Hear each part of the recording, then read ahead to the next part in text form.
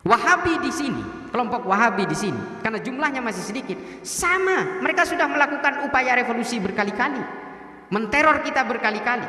Kejadian teror tahun 2000 sampai 2009, bom Tentena, bom JW Marriott, bom Ritz Carlton, bom Malam Natal, bom Kampung Melayu, bom Bali 1, bom Bali 2, bom Sarinah, ini semua dilakukan oleh kelompok Wahabi, tapi gagal. Kenapa? Jumlahnya masih sedikit. Kalau mereka besar, sama saja mereka ingin menguasai negara ini. Mau Syiah, mau Wahabi, itu gambaran buat kita ya. Mungkin sebenarnya ada satu kelompok besar, bukan karena saya orang Nahdien, bukan. Ada satu kelompok besar yang sebenarnya bisa saja menguasai negara ini dan memberontak ke negara ini, tapi tidak pernah dilakukan. Namanya Nahdlatul Ulama. Bansernya aja 7 juta. Bansernya aja 7 juta. Polisi 463.000. Tentara 927.000. Hampir 1 juta. Jauh lebih banyak banser. Tapi mereka tidak punya keinginan untuk melakukan aksi revolusioner, ya. Yang waras tidak boleh mengalah terhadap mereka para pencoleng agama yang menjadikan agama sebagai alat politik.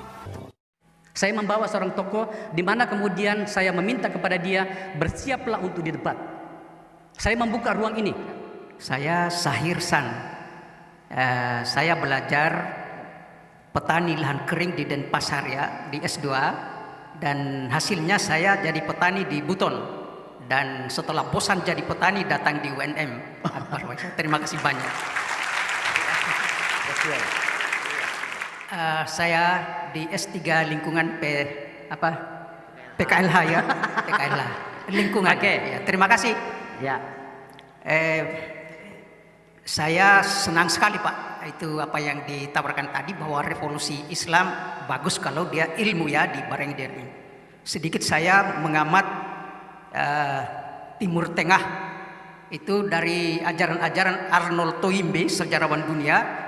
Itu mengemukakan bahwa dulu kita punya ada agama Samawi ya, Yahudi, Kristen, Islam, dan habis itu baku lawan dengan agama-agama bumi.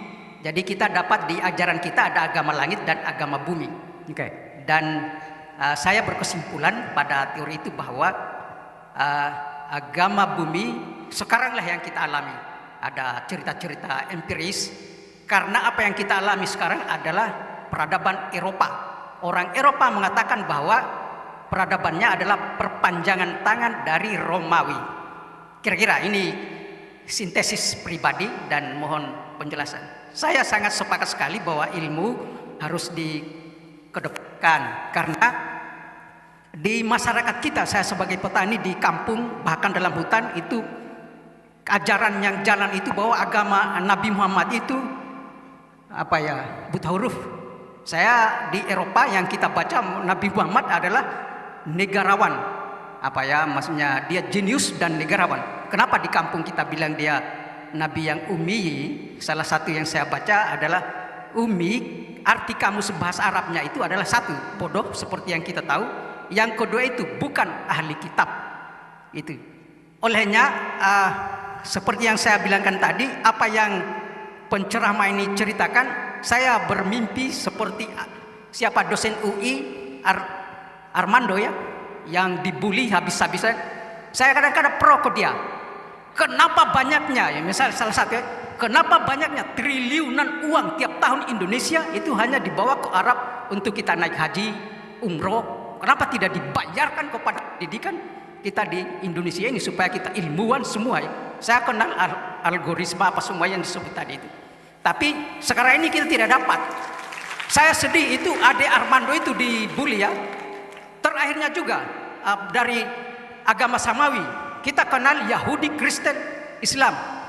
Ahok itu Pak, orang yang agamanya, kenapa harus kita bully juga ya? Kira-kira sekedar panjang sebenarnya. Hanya saya sebagai petani, sekarang ini saya iri habis saya cerita dengan teman saya yang penelitian tentang radikalisme. Kenapa Elon Musk disubsidi oleh pemerintah karena membuat mobil listrik. Sementara saya sebagai petani yang sama-sama tujuannya itu adalah mitigasi perubahan iklim global. Elon Musk merem itu produksi CO2 ke atmosfer, saya menarik karbonnya sebagai petani itu, tapi Elon Musk disubsidi pemerintah, saya sebagai petani tidak ada. Kira-kira sementara panjang-panjang ini, tapi Ya, saya baik. senang Pak Akbar Faisal. Assalamualaikum warahmatullahi wabarakatuh. Saya mulai memikirkan Bapak tampaknya harus berhenti jadi petani kalau kayak gini. Luar biasa, saya menyukai pikiran-pikiran seperti ini. Oke, kita kedua. Yang di tengah tadi itu. Saya akan membiarkan Anda berbicara panjang lebar kalau argumentatif. Baik, bismillahirrahmanirrahim. Assalamualaikum warahmatullahi wabarakatuh. Perkenalkan, nama saya Muhammad Arbai Masridal dari Fakultas Teknik Prodi Arsitektur. Yang ingin saya tanyakan adalah, saya sering mengikuti seminar-seminar tentang ancaman radikalisme di Indonesia. Nah, di sini saya sering mendengar bahwa buku-buku Said Qutb dan pemikiran-pemikiran Ikhwanul Muslimin itu masih terus berkembang di Indonesia. Nah, sedangkan kita di Indonesia ini ingin memberantas hal tersebut. Sedangkan mengapa buku-buku ini masih beredar sampai sekarang di Indonesia? Padahal kan kita sendiri ini ingin memberantas pemahaman-pemahaman Said Qutb dan Ikhwanul Muslimin. Sekian, wassalamualaikum warahmatullahi wabarakatuh. Tampaknya berhubungan dengan dunia penerbitan ini. Dan tentu saja regulasi ya. Oke, ke penanya ketiga, Pak Sleman. Bismillahirrahmanirrahim. Assalamualaikum warahmatullahi wabarakatuh. Ya, izin Bapak Rektor, terima kasih Pak Dr. Faisal dan Gus Islah. Cak Islah. Penanya pertama tadi rasanya karena kami ini berencana mau umroh, jangan sampai keluar fatwa tentang itu sehingga kita tidak bisa lagi umroh. Itu candanya. UNM ini bersama kelompok ini kita mau umroh. Oke, gini, saya sependapat pikiran-pikiran tadi bahwa kalau Islam mau berjaya tentu dengan ilmu pengetahuan, karena terbukti kejayaan Islam itu dengan ilmu pengetahuan. Tapi dengan sentuhan politik tadi kelihatannya ada kancuran-kancuran itu. Yang saya mau katakan begini, sebenarnya di Sulawesi Selatan itu apa yang disampaikan tadi oleh Bapak Rektor kami bahwa harus sesuai dengan nilai-nilai luhur itu betul adanya. Ya, sebenarnya sudah ada tindakan-tindakan di Sulawesi Selatan tentang tindakan-tindakan yang berkaitan dengan membentengi terhadap ancaman-ancaman tadi berdasarkan nilai-nilai leluhur kami. Kami diajarkan sejak bayi kecil hingga sampai sekarang tentang nilai-nilai sipakat tahu. Tentu nilai-nilai ini sangat membentengi kami dari nilai-nilai radikalisme. Cak Islah tadi mengatakan bahwa kehadiran agama, kehadiran Muhammad itu adalah untuk bagaimana membuat keseimbangan dan nilai-nilai kemaslahatan itu tadi. Dan nilai-nilai sipakat tahu itu sesungguhnya nilai-nilai itu. Jadi saya yakin bahwa dengan kembali ke nilai-nilai itu, belum lagi sipakat lebih saling menghormati tadi, sipakat tahu saling memanusiakan sesuai dengan kondisi-kondisi manusia yang ada pada dirinya, dihormati berdasarkan karakteristik dan keunikannya. Sipakat lebih saling menghormati, saling mengangkat, saling memuliakan, dan nilai-nilai yang lain. Belum lagi sifat rapi, malilu sifat. Nanti Bang Akbar yang akan menjelaskan nilai-nilai ini. Itu satu bagi saya. Bagi UNM, saya kira program-program penangkalan terhadap ancaman-ancaman radikalisme ini sudah tertera jelas dalam visi misi UNM. Salah satunya itu adalah nilai-nilai kewirausahaan. Ya, dengan nilai-nilai kuliah-kuliah nilai-nilai kewirausahaan itu lebih aksentuasi bagaimana mahasiswa kami ditanamkan karakter-karakter kewirausahaan. Yang kita maksudkan karakter kewirausahaan ini bukan hanya bagaimana mengajarkan dia menjadi berwirausaha, bukan itu, tapi adanya nilai-nilai sesuai dengan nilai-nilai yang leluhur itu tadi.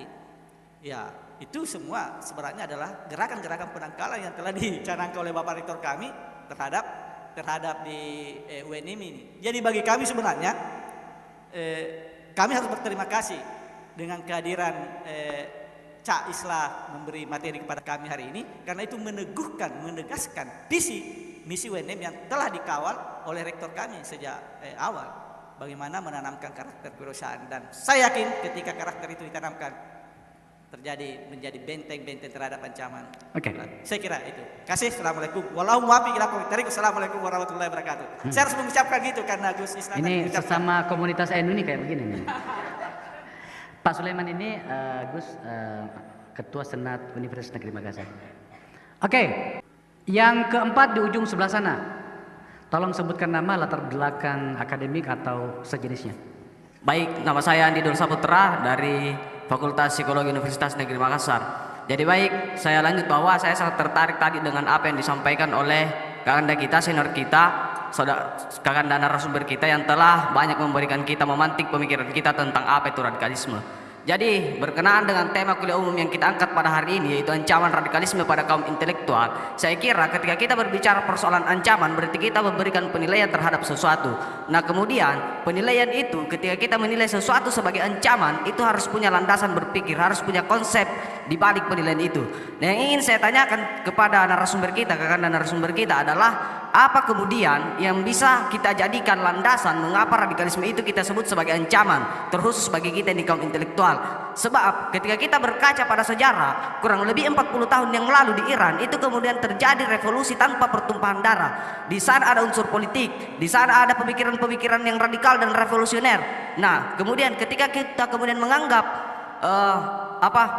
radikalisme itu sebagai ancaman, maka saya kira kita sepakat dengan apa yang terjadi di Iran pada saat itu, di mana pemerintah pada saat itu masih bersifat bisa kita sebut sebagai monarki yang sangat otoriter dan menindas, di mana tokohnya adalah Shah Pahlavi. Nah di balik otoritarianisme tersebut muncul suatu sosok pemikir bernama Al-Syariati yang dengan gagah berani mengungkapkan pemikirannya tentang Islam yang radikal dan revolusioner. Nah buah daripada pemikiran tersebut ialah melahirkan sebuah revolusi tanpa pertumpahan darah di Iran. Nah saya kira ada unsur politik di situ, sebab ada pertentangan antara rezim dengan rakyat yang melawan pada saat itu. Dan pemikiran-pemikiran radikalisme pada saat itu juga menimbulkan menjadi jembatan antara tiga pemikiran sebelumnya, yaitu nasionalisme sekuler,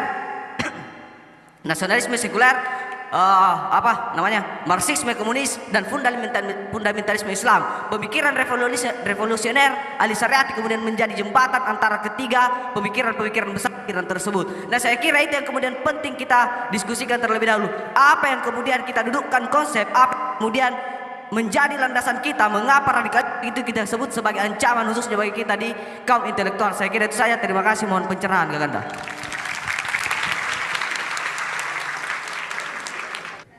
Saya menyukai pertanyaan dasar tapi elementer. Selanjutnya ke belakang.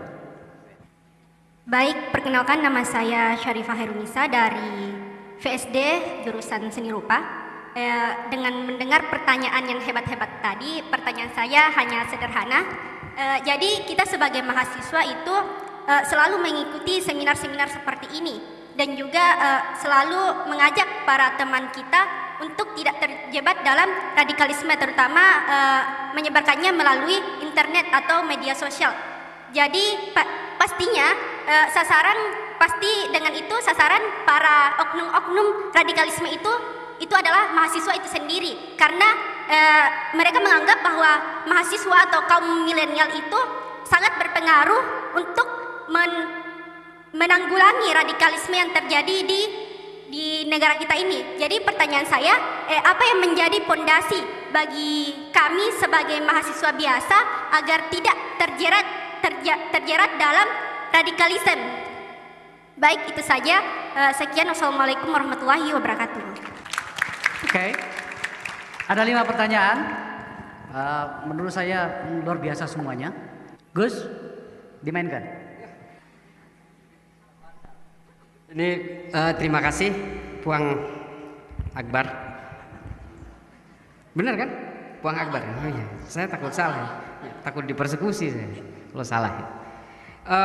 Pak Sahirsan, wah ini keren. Pak, sampean jangan jadi petani lah, Pak. Visioner sekali. Teori Arnold Toynbee ini meskipun saya baca ketika saya masih kuliah sebenarnya, tapi teori-teori tentang Arnold Toynbee ini juga menjadi akar-akar genealogis dari berbagai pemikiran sesudahnya. Jadi banyak pemikir-pemikir seperti Theodor Adorno, Ted Kaczynski dan sebagainya ini terlahir dari pemikiran ini. Dan itu juga yang kemudian mengilhami saya. Apa yang saya sampaikan tadi sebenarnya itu juga berakar dari genealoginya Arnold Toynbee, bahwa Eropa itu maju karena dia belajar dari bangsa yang belum maju. Orang Arab maju karena dia belajar dari bangsa yang belum maju, yaitu bangsa Romawi. Bangsa Romawi belum maju menjadi maju karena dia belajar dari bangsa Yunani. Itulah mengapa peradaban manusia itu episentrumnya selalu berpindah-pindah. Jadi awalnya adalah Athena, dari Athena ke Roma, dari Roma kemudian ke Baghdad, dari Baghdad kemudian pindah kurang lebih sekarang menjadi New York lah, kurang lebih. Nah ini levelnya sama sesuai eranya masing-masing. Nah pemikiran-pemikiran Toynbee ini kalau dipakai luar biasa Pak. Saya sangat menghargai, tapi jangan salah, saya kenal dekat dengan Bang Ade Armando. Orang kenal dia itu kadang-kadang mencap dia liberal gitu kurang lebih. Percayalah sampai hari ini mungkin sholat tahajudnya kita semua kalah oleh Bang Ade Armando. Saya masih lalai dalam soal sholatul lail itu. Tapi kalau Bang Ade Armando itu rajin. Dia dalam keadaan apapun dia harus bela-belain sholat tahajud. Orang hanya mengenal di media seolah-olah dia liberal, seolah-olah dia itu bisa berbuat apa saja. Tapi kalau untuk urusan ubudiyah, untuk urusan ibadah, Bang Ade itu paling kuat. Dia itu azan begini bisa jadi kalah dari orang Wahabi. Sebelum azan pun dia sudah sholat. Dia karena berpatokan ke waktu. Dia di handphonenya selalu alarmnya azan. Masjid kan bukan waktu Pak, tergantung muadzinnya. Kalau muadzinnya belum datang ya nggak ada yang azan. Nah Bang Ade Armando itu berpatokan ke waktu. Jadi belum ada azan di masjid dia bisa jadi udah sholat. Itu ya nanti saya ceritakan ini ke Ade Armando. Terima kasih Pak. Tadi bukan pertanyaan kan, intinya hanya ingin mengulas bahwa sepakat dengan berbagai gerakan-gerakan knowledgement yang harus dideploy, harus disebarkan di masyarakat supaya ada gerakan-gerakan penyadaran, reformasi di dalam pemikiran-pemikiran umat Islam.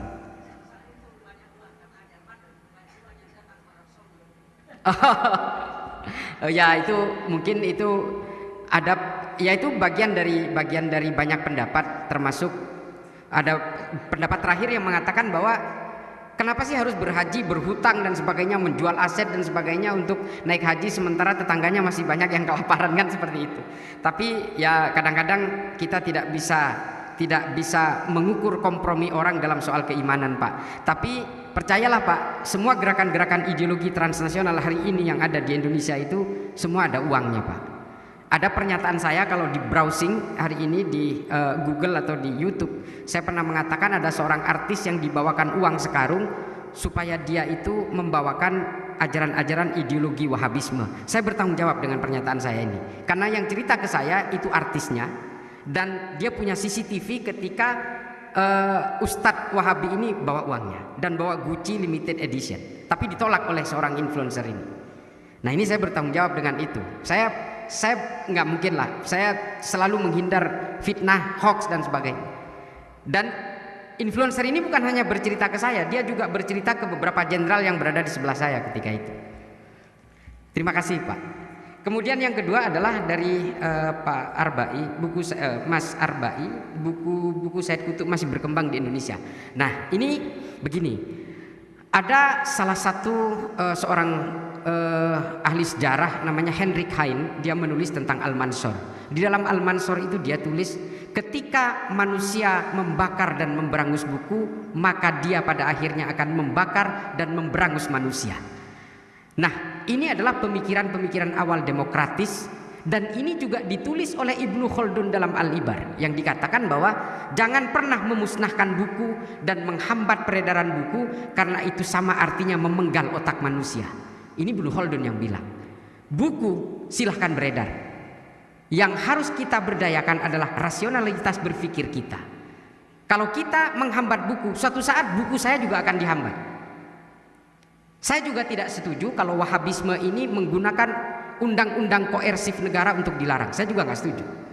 Karena ketika nanti suatu saat pemerintahan ini berganti, suatu saat saya juga akan dipersekusi oleh kelompok mereka. Dan mungkin ajaran-ajaran dan keyakinan yang saya yakini hari ini itu juga akan dihambat dan dilarang. Nah inilah demokrasi. Hari ini meskipun kita sadar banyak sekali ideologi-ideologi yang memanfaatkan kebebasan demokrasi, berselancar dalam ruang-ruang kenyamanan demokrasi, tapi sebenarnya mereka ingin membunuh demokrasi. Kita tahu itu. Tapi ya inilah demokrasi. Hizbut Tahrir itu hanya hidup di negara-negara demokratis. Buku-buku tentang khilafah, tentang wahabisme dan sebagainya justru dilarang di negara-negara tertentu yang berpaham teokratis. Di negara-negara demokratis justru bebas.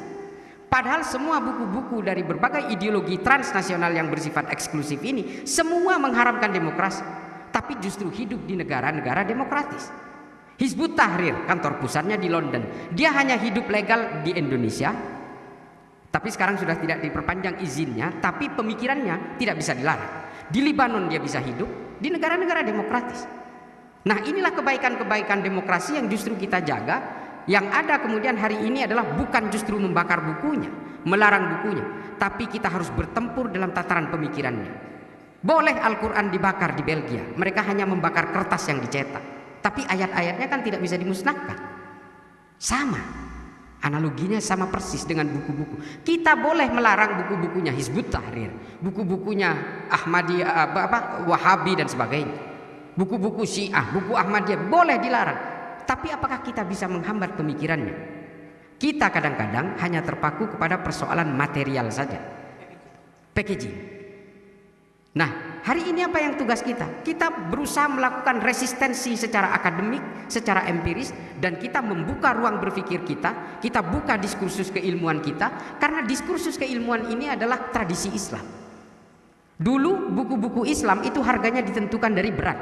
Jadi kalau orang beli buku itu ditimbang. Semakin tebal bukunya semakin mahal. Nah, itulah tradisi Islam. Mengapa penulis-penulis Islam itu sangat produktif pada zamannya, kan harga buku berdasarkan berat bukunya. Jadi kalau kita lihat Tarikh At-Tabari itu edisi awalnya itu beratnya hampir 400 kilo. Hari ini sedikit, 12 volume. Kalau tumpukan kitab Darul Fikri itu hanya segini, mungkin hanya sekitar 60 kilo. Dulu edisi awalnya itu hampir 4 kuintal beratnya. Coba. Dan kita kehilangan tradisi-tradisi itu. Hari ini ketika kita berbeda pandangan dengan orang lain, kita dianggap murtad, fasik, kafir dan sebagainya. Dulu sah-sah saja. Perdebatan-perdebatan antara berbagai kelompok-kelompok pemikir, bahkan Rumi dan Tabrizi itu sempat berdebat, padahal mereka ini satu barisan. Fihi ma fihi itu adalah jawaban-jawaban dari berbagai gugatan Tabrizi kepada Rumi. Ini keren sekali dan itu hilang hari ini. Silahkan beredar bukunya. Tapi kita lawan dengan pemikiran-pemikiran yang empiris, historik dan akademis. Saya kira gitu ya. Terus Pak Sulaiman, nilai-nilai luhur dalam beragama bisa menjadi alat yang menangkal radikalisme termasuk Nabi Muhammad di Madinah. Jadi gini, ini ceritanya sebenarnya panjang. Kalau kita mau berbicara tentang Islam, mandi junub ini sebenarnya tradisinya orang jahiliyah. Ini jelas secara historik. Orang jahiliyah itu dulu setelah berhubungan badan ini dianggap sebagai pekerjaan menyimpang, ini pekerjaan setan, lalu mereka itu mandi wajib, harus membasahi semuanya. Dan tradisi ini dipertahankan oleh Islam, mandi junub ini. Dan banyak sekali tradisi-tradisi dari agama lain yang dipakai. Wajib kalau keyakinan saya wajib, Bro. Itu wajib itu, Bro. Wajib karena itu termasuk yang sawabit. wajib nggak bisa diganggu gugat. Tapi memang itu terilhami dari berbagai ajaran-ajaran agama sebelumnya. Lalu kemudian karena Islam ini agama yang terakhir, kemudian Islam ini menjadi konklusi dari berbagai agama-agama sebelumnya yang disempurnakan kemudian oleh agama terakhir ini. Kalau kita mau berbicara tentang Nabi Muhammad misalnya, saya tadi ingat bahwa di Eropa Nabi Muhammad ini ditulis oleh dua seorang ahli sejarah, namanya Maxim Robinson dan William Montgomery Ward. Bukunya The Prophet and the Statesman. Jadi dia adalah Rasul dan juga seorang negarawan. Kalau dia buta huruf, iya, meskipun diragukan oleh Maxim Robinson.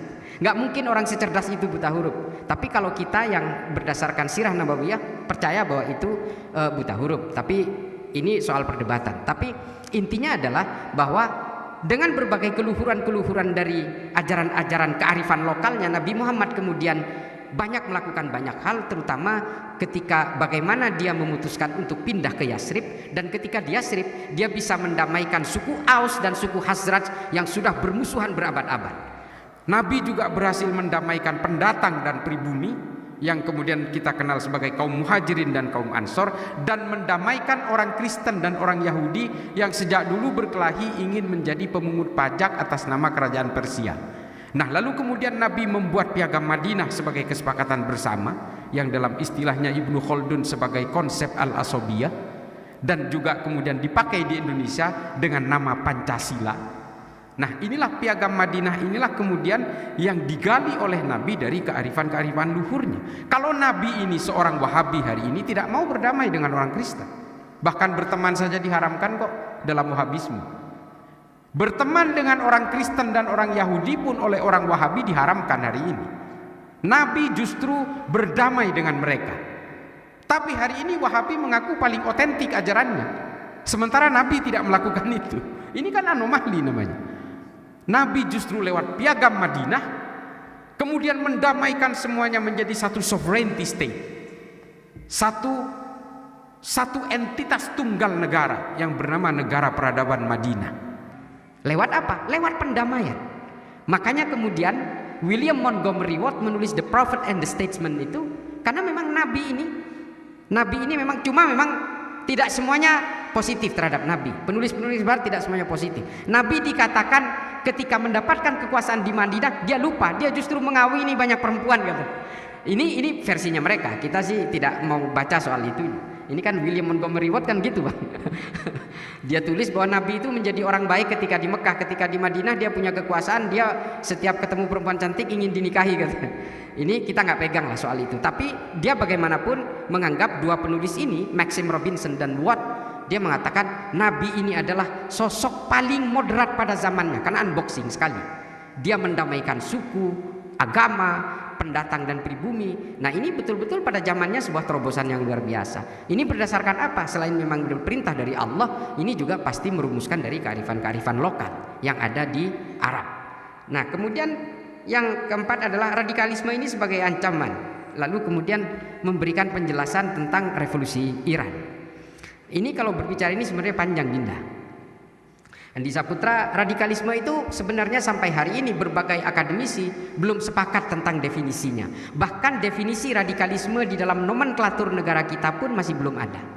Yang ada adalah ekstremisme dan terorisme. Kalau kita lihat Undang-Undang Nomor 15 2003, Undang-Undang Nomor 9 2010 tentang pendanaan teror, Undang-Undang 5 Nomor 2018 tentang Undang-Undang Teror, dan juga Perpres Nomor 7 2021, dia tidak menyebutkan radikalisme karena definisi tentang radikalisme ini belum sepakat semuanya. Daniel Kohler, Scott Atran, Elena Groening, Farah Pendith, Muhammad Sayyid Al-Azhari, ini juga belum sepakat. Berbagai ahli-ahli radikal dari berbagai lintas negara, lintas agama belum sepakat. Tapi kita tahu radikal itu dari kata radix, akar. Kalau saya belajar filsafat itu kita harus radikal supaya sapere aude.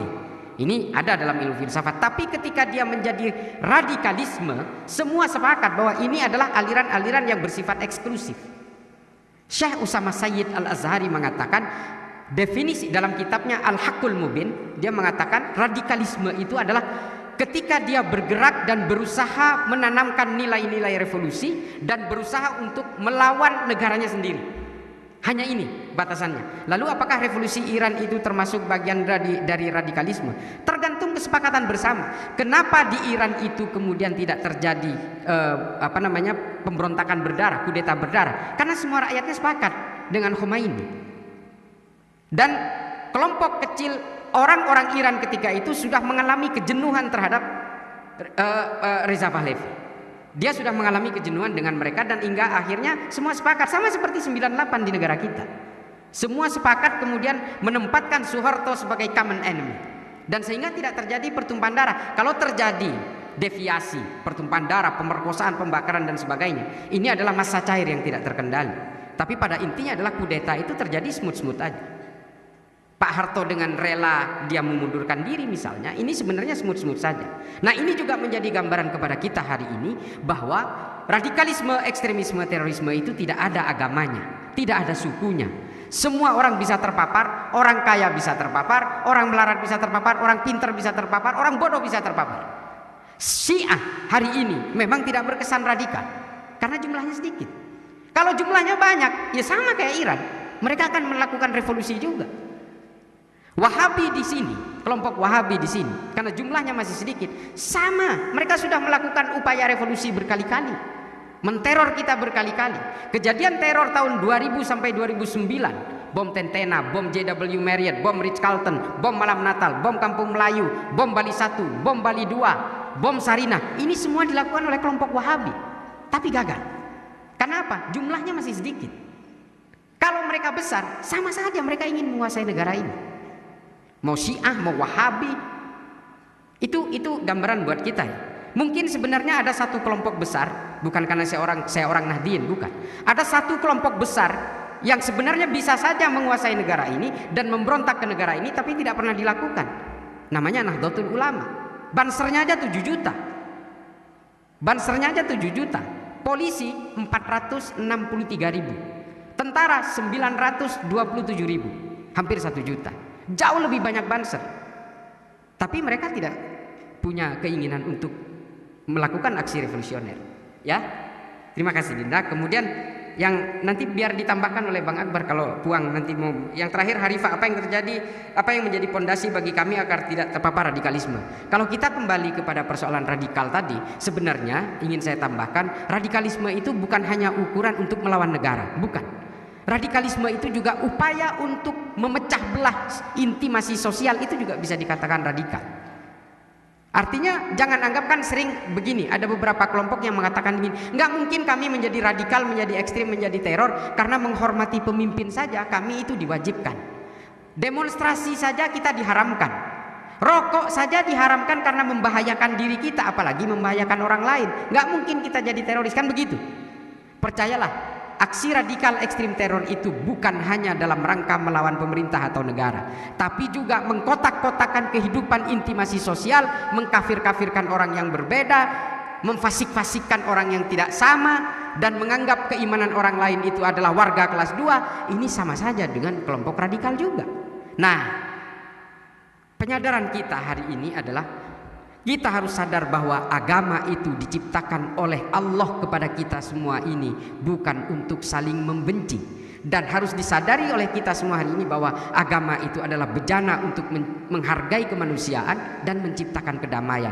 Tidak mungkin agama ini diturunkan oleh Allah supaya kita saling membenci satu sama lain dan membinasakan satu sama lain. Nggak mungkin. Kesadaran-kesadaran seperti itulah yang harus kita tanamkan kepada kita hari ini. Silahkan tafsir agamanya apapun, manhajnya apapun, ijtihadnya apapun, tapi tetap berpegang teguh kepada satu prinsip, bahwa kita harus tetap saling menghormati atas segala perbedaan yang di dalam Al-Quran disebut dengan konsep lita'arofu, saling mengenal, saling berinteraksi dalam perbedaan. Saya kira begitu. Puang, makasih.